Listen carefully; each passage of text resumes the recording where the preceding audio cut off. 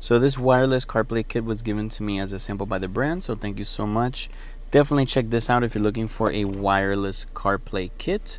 So it comes in this really nice box. You want to take it out, and it's basically a little USB. So it has a little a cap here, the little top, and then of course you have the little USB. This will light up when you plug it in, so I'm going to show you.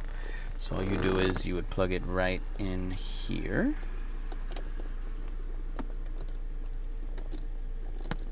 And as you can see, it will light up when it, oh sorry, I didn't plug it all the way in. There we go. So there, it's plugged in. And then on your phone, since I'm recording on my phone, I can't show you, but you would turn on your Bluetooth, connect the device, and for me the Bluetooth popped up as a CP1, and that is what it shows here on the manual. So it should look like that, CP1, and it has the little manual here, and then this is how you would go through it. You basically connect it, have your Wi-Fi on, your Bluetooth on, and it will connect to your screen, and it will give you the Apple CarPlay. So it's very nice.